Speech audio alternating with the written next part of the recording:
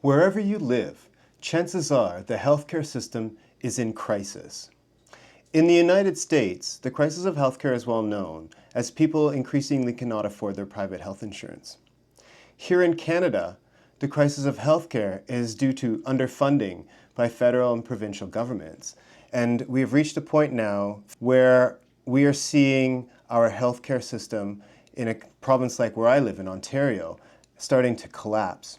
Quote here from the Ontario NDP health critic who says, "We know hospitals have to borrow money from banks just to be able to pay their employees." And I think that would come as actually kind of shocking to most Canadians. I don't think most Canadians know that our hospitals are borrowing money from banks just to survive. So here we are. In Ontario, we have a health crisis, and chances are wherever you live, there's a healthcare crisis. And in this video, I'm going to read a short excerpt from this incredible book, Care Revolt: How to Organize, Build a Healthcare System, and Resuscitate Democracy All at the Same Time by Dr. Michael Fine. I'm actually going to do something a little bit different in this video. I'm going to talk about the healthcare system that we could have if we put the resources that we have on offer to actually improving the public's health. So there's two things before I get to the reading. Obviously, this is an American book. It was written by an American doctor, but you'll be surprised at how much of this actually applies to Canada as well. And the other thing is, I just ask you quickly to subscribe. We're trying to get to 1,000 subscribers, and it would really help us if you click that subscribe button. So join us as I read Healthcare Revolt, and we'll talk about the kind of healthcare system we could have. In a healthcare system designed to improve the public's health, every community of 10,000 people would have a primary health center, able to provide 90% of the health services every person in that community needs. In small towns that are more than 10 miles away from one of these primary care centers, every community of 1,000 people would have a one clinician office that would be linked to a primary care center, or 5 to 10 other small offices. So they together could offer 90% of the health services every person needs. The health services provided by these primary care centers would include physical, mental and behavioral, and dental care provided by internists, pediatricians, family physicians, dentists, oral hygienists, nurse practitioners, physician assistants, nurse midwives, substance abuse counselors, social workers, psychologists, nutritionists, physical therapists, emergency medical technicians, and others. Those primary care centers would be open from 8 a.m. to 8 p.m. every weekday and from 9 a.m. to 5 p.m. on weekends. The primary care centers would also be responsible for maintaining and improving the health of each community. They would know everyone in each community and would make sure every person has access to the prevention they need when they need it. They would be charged with keeping the entire population of that community up to date on vaccinations, colonoscopies, mammograms, and pap smears, and with coaching the people who are at greatest risk to stop smoking and get into recovery, and helping them lose weight and exercise. Every 10 of these primary care practices would be affiliated with a multi-clinic, where specialists would be able to see patients and consult with primary care clinicians, and every 10 multi-clinics would be affiliated with a community hospital. Every 10 community hospitals would be affiliated with a regional hospital, and all regional hospitals would be affiliated with a network of national specialty hospitals dedicated to research about and treatment of specific diseases and conditions. All these hospitals would be publicly funded. Private practice specialists and private hospitals would continue to function as they do now, not so much in Canada, but they are creeping up, funded by a system of private insurance, which would be available for purchase by people who want to opt out of the public system, which here in Canada now lots of people do because our public system is being destroyed. But because the bulk of services would be publicly funded, this private system would comprise no more than 10% of all healthcare expenditures. And so insurance companies would shrink to a fraction of their current size, and their lobbying money and political leverage would shrink as well.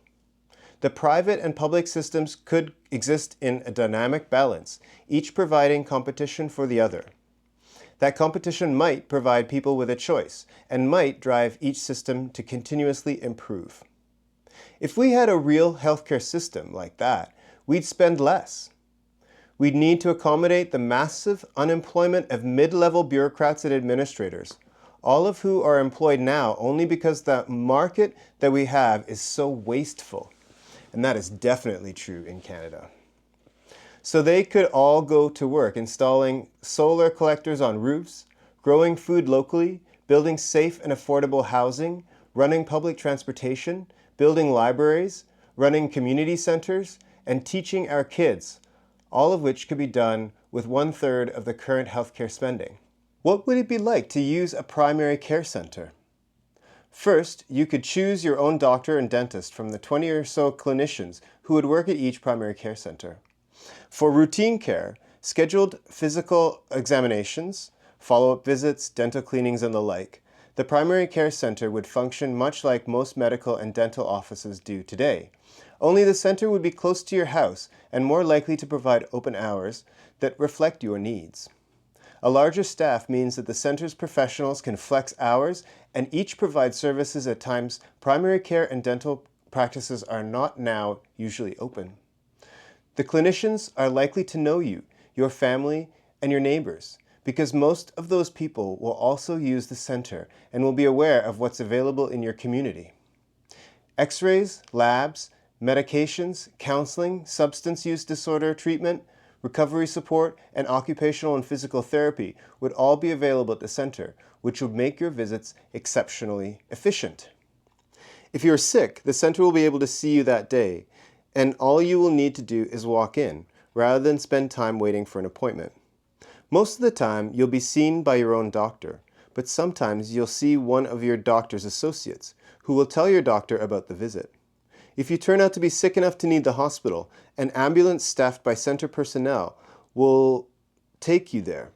Your doctor will call the hospital, so the hospital will know you are coming, and your medical records will be available to the hospital, so they know all about you. Your doctor will be able to look at your hospital record every day you are there, will be fully briefed about your stay, and thus will be ready to work with you the moment you are discharged. When you are ready to be discharged, a team of center staff will come to your house to make sure things are ready for you, and once you are home, you'll get daily visits from a home health nurse and from nursing assistants to make sure you are comfortable and that everything is progressing as expected. If you are too sick to come to the center ambulance, staffed by emergency medical technicians, will come to your house, quickly evaluate your situation, call your doctor, and together with your doctor, decide what to do next. The hospital by ambulance, the center for an urgent evaluation, a visit from the home health team, or a ride on a life flight helicopter. These decisions will be made after consulting you, understanding what you want and need, and after a quick discussion with the clinician who knows you and your family best. What if you need services that the center doesn't provide? What if you need chemotherapy, hip replacement surgery, have an obscure genetic disorder that requires special foods, or develop a heart problem? In that case, your doctor will be able to work with the specialists at the multi-clinic and the regional hospital, and together with you, work out the best plan of care. Perhaps the multi-clinic will have what you need. Perhaps you'll need to go to a national specialty hospital. Regardless of the choice, the center staff will work with you and for you, making sure you get to the right place quickly. What if you don't want to have anything to do with doctors? Folks from the center will try to check in with you once or twice a year, just to see how you are. They'll call or come by to see if there is anything you need. They'll walk through the neighborhood's churches and mosques, farmers markets and grocery stores, hairdressers and barbers, and nightclubs and bars, checking in, giving flu shots in the fall, giving you coupons or other opportunities to get you exercising, asking you to come along on bike rides or hikes or join in dance nights that they have organized with the city's Parks and Rec department, reminding people to get tested for HIV, hepatitis C, and cholesterol, teaching about tasty food that is inexpensive and nutritious, and helping the remaining smokers to quit. The center will do its best to keep track of everyone in the community, to make sure everyone knows the correct steps to take to address preventable diseases and has access to the health services they want. There it is. That's what a healthcare system looks like. Scary that it is so simple. Scary that we are already paying for it, and that moving to a rational system would cost us much less. And that despite all the fear-mongering, this doesn't involve some massive new investment of funds for venture capitalists to play with. Scarier yet is that all the moving parts, the primary care clinicians and practices, the specialty groups in the hospitals, are already in place but have never been organized into a system that provides health care to all Americans. We have too many hospitals and too few primary care practices. But changing those ratios is much easier than changing our politics and our ideology, which is what has brought us to this ridiculous place we now occupy in regard to our health and healthcare. The design of a healthcare system that exists to strengthen democracy is easy. The politics that prevent us from getting there are incredibly complex. Too many people making too much money stand in the way of the United States and Canada, creating a healthcare system that is personal, rational, equal, and just. Change is scary and complex. The healthcare market won't change easily, especially here in Canada, where the privatization movement is really sinking its teeth in. Vested interests will fight tooth and nail to keep things as they are. They will lie, cheat, steal, and threaten us all with death. Nothing will change unless we act up. The likelihood of success is small, but the likelihood of success without trying is zero. If you look honestly at the political landscape in the US and Canada, you'll see where we are and where we are going if we don't act up. Our democracy is slipping away, and there is no one to blame. Democracy, I think the billionaires are to blame, and the politicians. Democracy happens when we act up.